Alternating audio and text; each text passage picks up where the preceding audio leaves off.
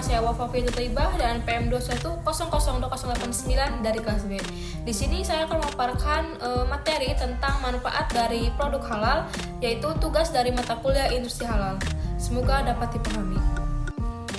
Produk halal adalah produk yang mematuhi prinsip-prinsip agama Islam. Dengan manfaat utamanya adalah menjaga kepatuhan agama, keamanan, kebersihan produk, serta akses ke pasar global yang luas. Mereka juga mengedukasi produsen dan konsumen tentang bahan-bahan yang digunakan dalam promosikan etika serta keberlanjutan. Produk halal berperan dalam mendukung harmoni sosial di masyarakat yang beragam. Produk yang tersebar luas di masyarakat harus berdasarkan pada standar dan persyaratan kesehatan. Makanan dan minuman hanya dapat diedarkan setelah mendapatkan izin edar sesuai ketentuan peraturan perundang-undangan, yang dalam hal ini akan ada tim jaminan produk halal yang mensertifikasi jenis-jenis produk khusus yang berpotensi berasal dari bahan atau proses yang tidak halal.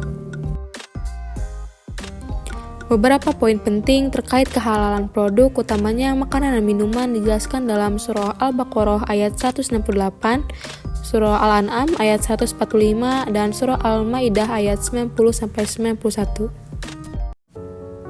Untuk yang pertama yaitu Surah Al-Baqarah ayat 168 yang berbunyi A'udzubillahi minasyaitonirrajim Bismillahirrahmanirrahim. Ya ayyuhan nasu kulu mimma fil ardi halalan thayyiban wa la tattabi'u khutuwatin syaitani innahu lakum aduwwum mubin.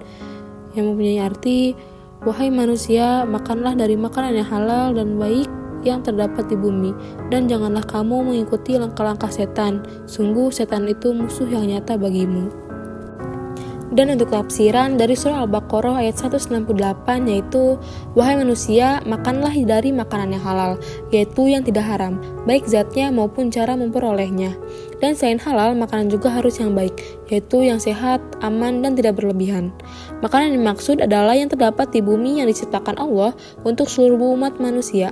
Dan janganlah kamu mengikuti langkah-langkah setan yang selalu merayu manusia agar memenuhi kebutuhan jasmaninya, walaupun dengan cara yang tidak sesuai dengan ketentuan Allah Subhanahu wa Ta'ala. Waspadailah usaha setan yang selalu berusaha menjerumuskan manusia dengan segala tipu dayanya. Allah mengingatkan bahwa sungguh setan itu musuh yang nyata bagimu, wahai manusia. Sebagai musuh manusia, sesungguhnya setan itu hanya menyuruh kamu agar berbuat jahat, yaitu perbuatan yang mengotori jiwa dan berakibat buruk terhadap kehidupan, meskipun tanpa sanksi hukum duniawi, seperti menyakiti sesama, menebar permusuhan, merusak persatuan dengan cara mengadu domba, dan menyebar kebohongan, berhati dengki, angkuh, dan sombong. Dan tak hanya itu saja, setan juga menyuruh manusia berbuat keji, yaitu perbuatan yang tidak sejalan dengan tuntunan agama dan akal sehat, khususnya yang telah ditetapkan sanksi duniawinya, seperti zina dan pembunuhan. Setan juga membisikkan agar kamu mengatakan apa yang tidak kamu ketahui tentang Allah Subhanahu wa Ta'ala dengan mengatakan bahwa Allah punya istri dan punya anak, padahal Allah Maha Suci dari hal tersebut. Selanjutnya yaitu surah Al-An'am ayat 145 yang berbunyi A'udzubillahi minasyaitonirrajim Bismillahirrahmanirrahim. Qul la ahidu fima uhiya ilayya muharrama ala ta'imi yat'amu illa an yakuna maytati aw damman masfuha aw lihma khinziri fa innahu rijsun aw fisqa uhilla li ghairillahu bih famani ada turra ghaira baghi wala 'adin fa inna rabbaka ghafurur rahim. Yang memiliki arti, katakanlah, tidak kudapati di dalam apa yang diwahyukan kepadaku sesuatu yang diharamkan memakannya bagi yang ingin memakannya, kecuali daging hewan yang mati atau bangkai, darah yang mengalir, daging babi, karena semua itu kotor, atau hewan yang disembelih bukan atas nama Allah. Tetapi barang siapa terpaksa bukan karena menginginkan dan tidak melebihi batas darurat, maka sungguh Tuhanmu Maha Pengampun, Maha Penyayang. Dan untuk tafsiran dari surah Al-An'am ayat 145 yaitu Allah SWT memerintahkan kepada nabinya yaitu Muhammad SAW supaya mengatakan kepada orang-orang musyrik yang mengharamkan makanan yang telah Allah Ta'ala rezekikan kepada mereka bahwa sesungguhnya beliau tidak mendapatkan dalam wahyu yang diwahyukan oleh Allah kepada beliau sesuatu pun yang haram untuk dimakan, kecuali jika makanan itu berupa bangkai, darah yang mengalir atau daging babi, karena 3 macam makanan tersebut najis dan kotor. Demikian pula hewan yang disembelih untuk selain Allah Subhanahu wa taala karena itu keluar dari ketaatan kepada Allah Subhanahu wa taala menuju kepada kemaksiatan dan kufur kepadanya. Maka barang siapa yang tersedak dalam kondisi darurat untuk memakan salah satu makanan haram tersebut, sedangkan ia sebenarnya tidak ingin memakannya untuk kesenangan dan tidak pula melampaui batas dari yang Allah Subhanahu wa taala perbolehkan, maka tidak mengapa memakannya karena sesungguhnya Allah Subhanahu wa taala Maha Pengampun lagi Maha Penyayang. Selanjutnya yaitu surah Al-Maidah ayat 90 sampai 91 yang berbunyi A'udzubillahi minasyaitonirrajim. Bismillahirrahmanirrahim. Ya ayyuhalladzina amanu innama khamru wal maisir wal ansab wal azlamu rizqum min amali syaitani fajtanibuhu la'allakum tuflihun. Innama yuridu syaitanu an yuqi'a bainakumul adawah wal baghdha fil khamri wal maisir wa yusaddakum an zikrillah wa anis salati fahal antum muntahun. Yang memiliki arti, wahai orang-orang yang beriman, sesungguhnya minuman keras, berjudi, berkurban untuk berhala, dan mengundi nasib dengan anak panah adalah perbuatan keji dan termasuk perbuatan setan. Maka jauhilah perbuatan-perbuatan itu agar kamu beruntung.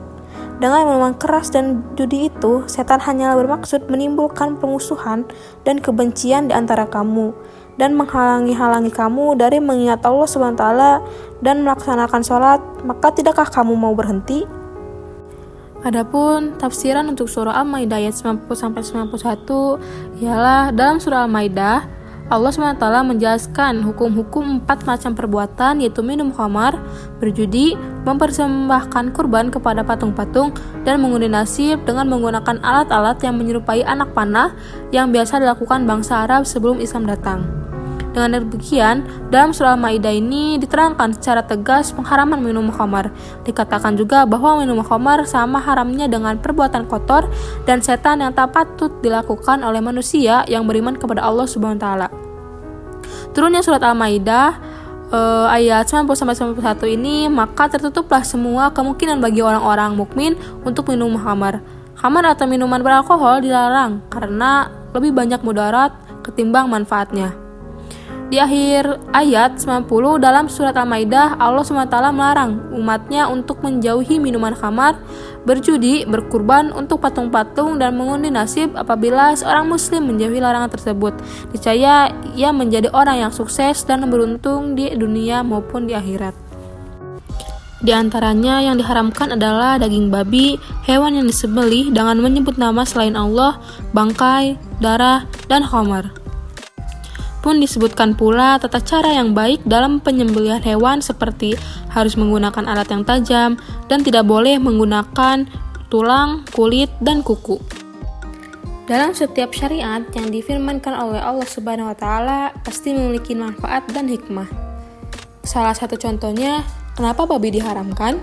Jika ditelisik, seluruh komponen yang dimiliki babi hampir semuanya bisa digunakan untuk produk makanan, minuman, obat, dan bahan dasar kosmetik. Produk turunan yang digunakan berasal dari tulang, gelatin, lemak, daging, kikil, jeroan, empedu, bulu, kulit, darah, bahkan enzim yang dimiliki. Misalnya saja, gelatin babi bisa digunakan sebagai bahan dasar dari cangkang kapsul obat, jeli, permen, juga emulsifier untuk yogurt, es krim, dan mentega. Maka dapat disimpulkan Produk halal membawa manfaat yang signifikan dalam menjaga kepatuhan agama, memastikan keamanan dan kebersihan produk, serta memberikan akses ke pasar global yang luas. Mereka juga berperan dalam meningkatkan kesadaran produsen dan konsumen tentang bahan-bahan yang digunakan, mendukung prinsip etika dan keberlanjutan, serta mempromosikan harmoni sosial dalam masyarakat yang beragam. Produk halal tidak hanya menjadi pilihan bijak, tetapi juga solusi yang positif dalam berbagai aspek kehidupan kita. Baik, sekian materi yang telah saya sampaikan. Semoga dapat menambah ilmu baru untuk teman-teman semua yang menonton video saya ini. Terima kasih. Wassalamualaikum warahmatullahi wabarakatuh.